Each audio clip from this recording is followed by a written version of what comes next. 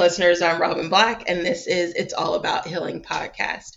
In today's episode, I have Liz. She is a seer, a spiritual coach, intuitive healer like myself, amongst many other things. And I'll go ahead and let Liz introduce herself and tell us a little bit about what she does. Liz, how are you? Doing great. Thank you so much for having me on the show, Robin. I'm super excited to be here and have this discussion with you. I'm doing great. Thank you. So tell us a little bit about what you do, Liz.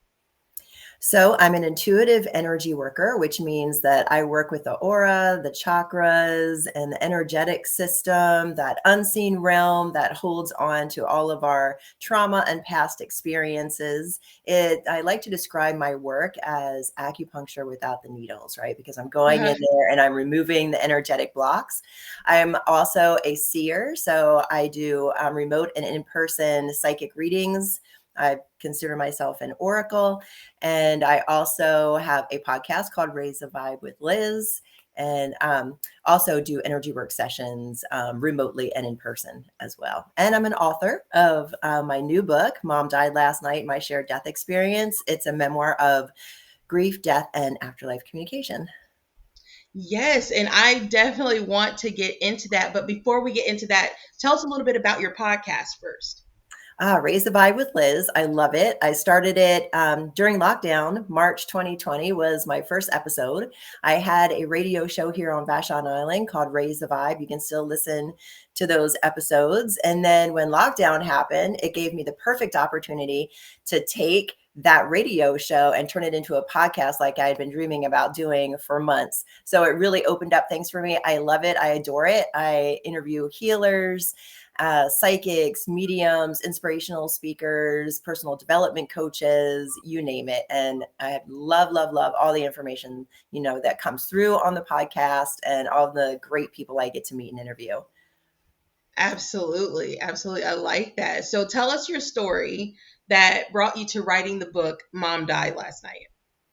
Well, last year in February, my mom passed away.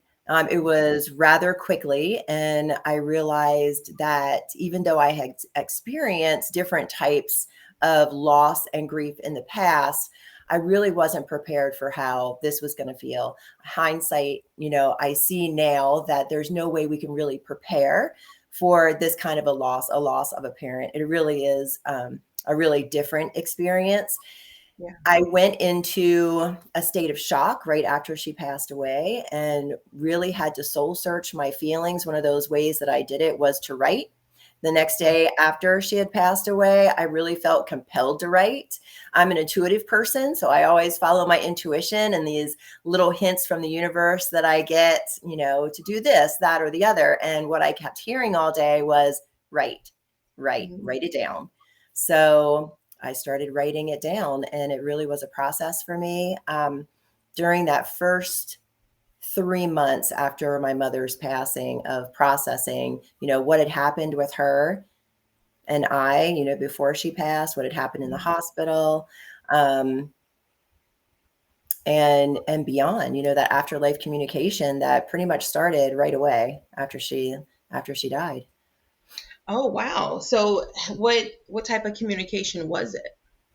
It showed up first as from her. It showed up as mental pictures. So little mini movies and images of her. It's funny, when I was driving home from the hospital, I really didn't see her, in her death state, or, how she looked in the hospital, or, her almost 86-year-old, appearance. I was seeing her a little bit younger, maybe in her 40s with long hair. That's how she was presenting herself to me. I started getting ideas that she had sent me months previous, because she had taken a fall and there was a decline. So, and she did tell me during her death process that she had felt like she was passing for a couple days prior. She had sent me this little clip from Facebook about the glass blown memorial ornaments. And she had said how wonderful it would be, since she wanted a cremation, if we took her ashes and created those for her. So as I'm driving to the ferry boat, I'm getting all of a sudden a mental image a thought about these glass blown ornaments. And, you know, I'm in a state of shock. I'm not thinking about like what's happening next. I knew for a fact that, that was my mom. And I just smiled and go, okay, I hear you. I understand, you're trying to communicate with me, and thank you. I love you. I'll do that. And I Mhm. did. I got a glass blown hummingbird, because hummingbirds were her favorite bird. Those are mine. That's awesome. Wow.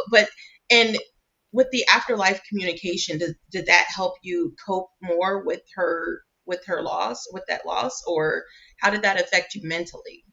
It really did. It sort of validated for myself, and Mhm. even being psychic and having my mediumistic abilities coming back online again, having that validation that our energy goes on, that, I'm not crazy, that, it does continue after death, our energy does transform.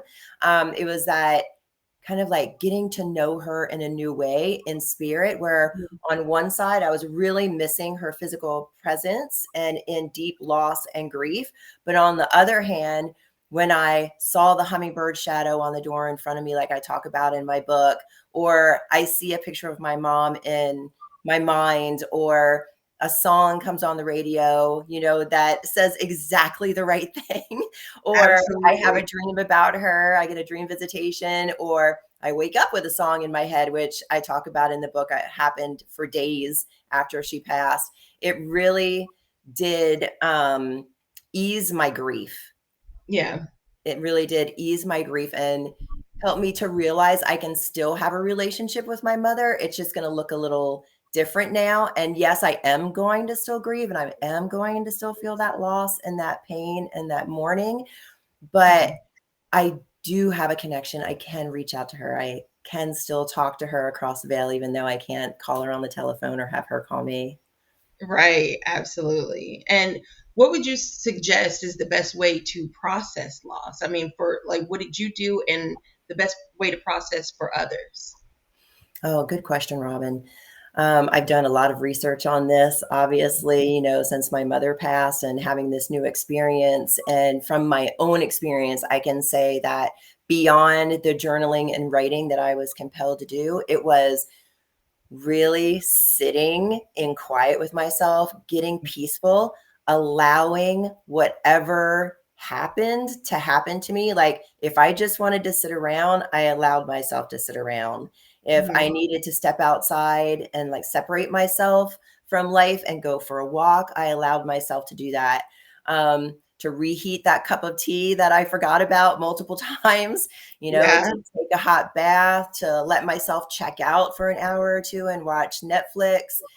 Um, yeah, it was a process for me of getting curious about my feelings, because Mhm. I really did have to track my feelings. And I talk a lot about that in the book, on how that new experience was for me, of having to really track where I was and kind of keep up with myself and make sure I was taking care of my basic needs. And a friend of mine on the way home from the hospital shared something really beautiful with me. She said, "What are you going to do today to self-care?"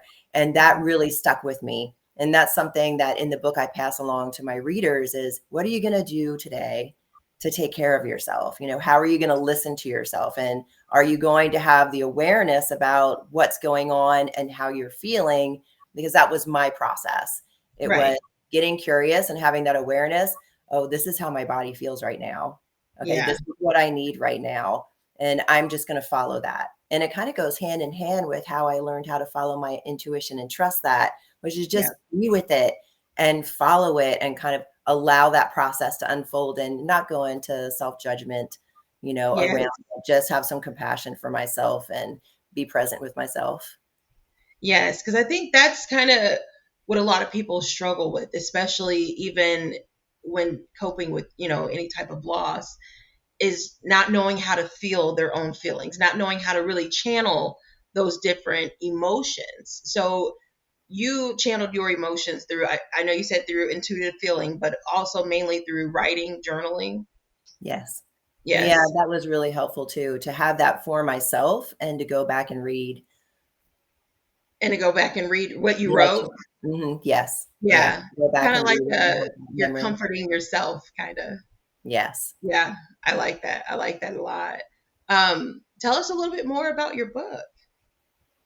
So it starts off the morning or the afternoon that my sister calls me, and it goes through that process of going to the hospital, caring for mom, what her death experience was like, being in the hospital with her, being bedside and doing some energy work, doing some Reiki healing, and what that felt like for me. Mhm. Having my grandmother and my great grandmother, step forward and hear them say, "We've got her," but Yeah. not really wanting. I'm like, okay, do you have her, or you've got her, like, you're going to help her heal, right? Like, mom's going to wake up Yeah. from this, right? Going through that. You hear in the story how I'm really struggling with that denial, Yeah. during her process. And Yeah. then it, goes into my experience and how I'm feeling after she passes away.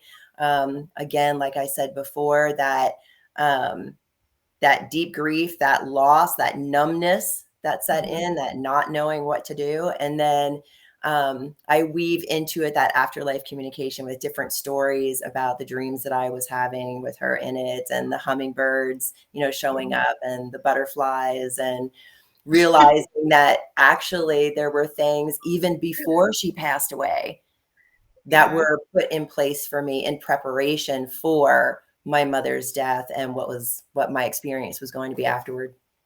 Yeah. It's just like a feeling that I have because you keep mentioning hummingbirds and butterflies, and those are my favorite. I have tattoos of hummingbirds and butterflies, so it's just Right. like, oh, that's so neat. I like that.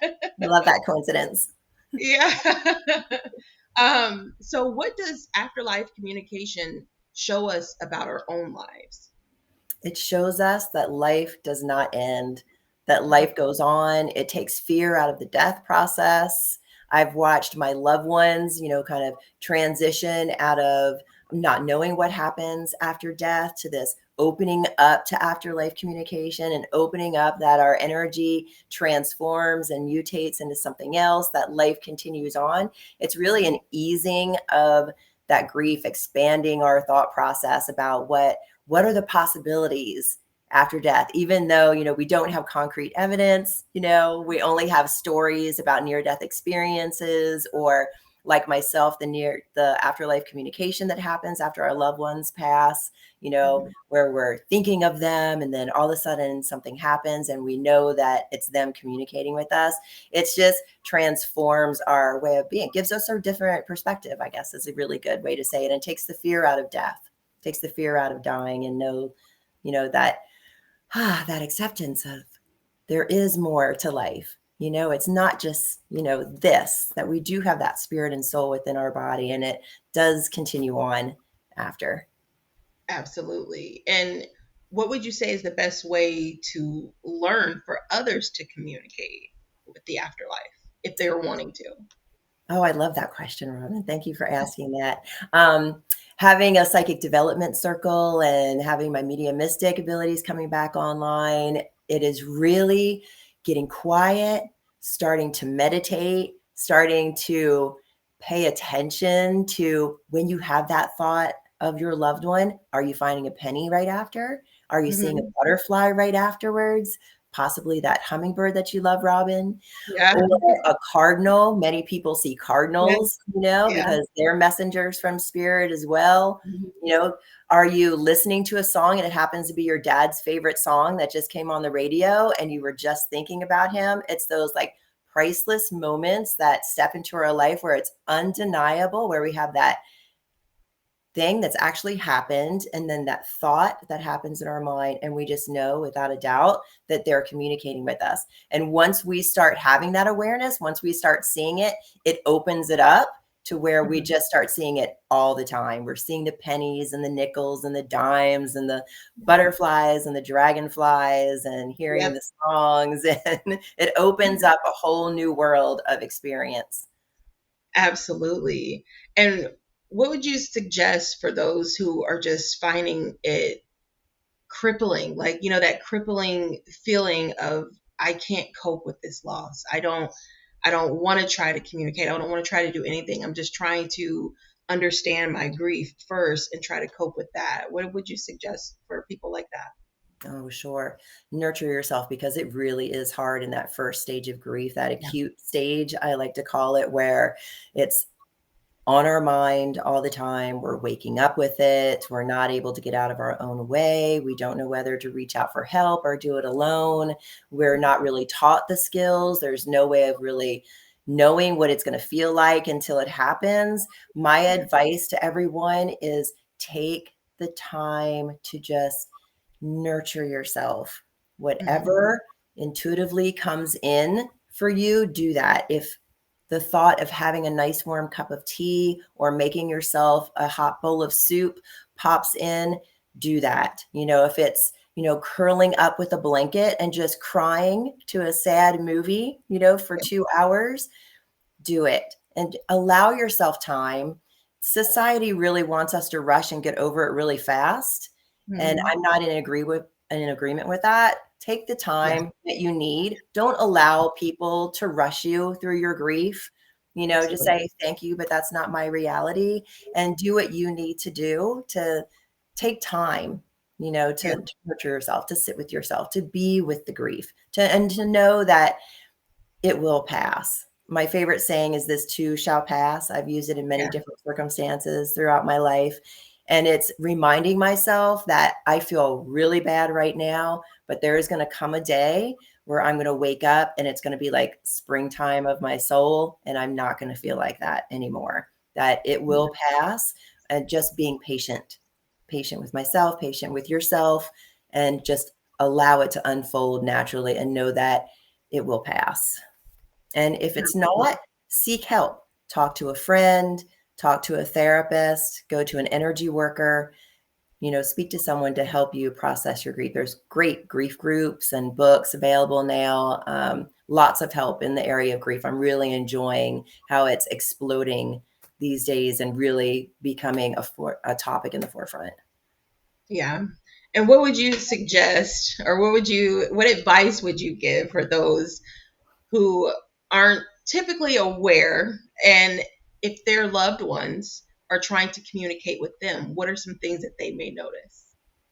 Ah, well, first I'm going to say ask for a sign. So Hmm. I always tell my clients if they're not seeing their loved ones or feel like they're not open to that, ask for a sign.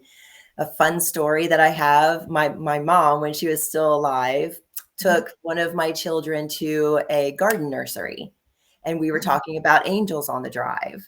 And I Uh-huh. was telling her all we have to do is ask for a sign. Uh-huh. So little while goes by, we're walking around the nursery looking at the plants, and I'm holding my son who's just a little toddler and he has white blonde hair, and this Uh-huh. woman walks up to us and she goes, "Oh, look at that angel hair," because he Uh-huh. was he had white hair. And we just Yeah. looked at each other and smiled because that was the sign. We asked the angels for a sign, and then a woman comes up to us in the nursery and says angel. Right? So Yeah. there it is. It's, having faith, Yes. having trust that it will happen to you. Just ask for Absolutely. that sign, mom, dad, sister, whoever it is, friends, show me that you're with me. And then Yeah. look for that penny, look for them to be popping into your mind in synchronicity with maybe a song or that butterfly or the dragonfly. Yeah. I like that. And I know you mentioned your son. How many children do you have? I have 4 boys between Four. the ages of 16 and 28. Yeah. Nice. And do they also share that intuitive ability? A few of them do, yes. And I have two that are in denial. And it's funny, one of them is in denial, and he's the one that could see spirit when he was little. So I'm just waiting for it to open up after he gets through his early 20s. Yeah. That is neat. Like, is there anything that you do with them to kind of help them bring more awareness to it, or are you just kind of like letting them go on their path and just let it happen naturally? even though they push back a little with me, I do have that conversation. I tell them, oh, I saw this sign for mom today, or hey, it's mom's birthday. You can talk to her. She can hear you. She's, still there and available in spirit to us. So I do have that conversation with them that there are things in the unseen that we're unaware of until we have that awareness, and to be open to it. And, when they see that butterfly, or, they find the penny on their car seat, know that that's a message from spirit. Yeah. Yeah. I like that. I like that a lot. What advice do you have, or would that you have to give listeners just on anything about the afterlife, communication, Reiki, anything? My favorite advice to give people is follow your intuition, because it was such a path for me to trust, Yeah. right? And it's all about trust. And with afterlife communication, we have to trust that it exists, right? We have to open up to the possibility before we can experience it. So I would say follow your intuition, follow the little breadcrumbs, I like to say, those little nudges and God winks we get from the universe, and open up to it. Kind of be childlike about it, and remember how much joy we used to experience when we were children, when the magical side of life happened, because that's my favorite part of life, is a magical side, and the unseen things and the coincidences and synchronicities that happen in life. It really brings me joy. Absolutely. And I really like your voice. You have an amazing voice. It's like you have that voice that resonates a lot. Robin. I've just been noticing that. I'm like, I love the sound of your voice. It's I don't know, it definitely resonates with me. Thank you. I appreciate you saying that. That's fun. No problem at all. And what is the best way for anyone to get in contact with you? Pop on over to my new website, raisethevibewithliz.com, and you can find my book, all the information you need about me, how to work with me, and much more. Yeah, All right, and I will. raisethevibewithliz.com.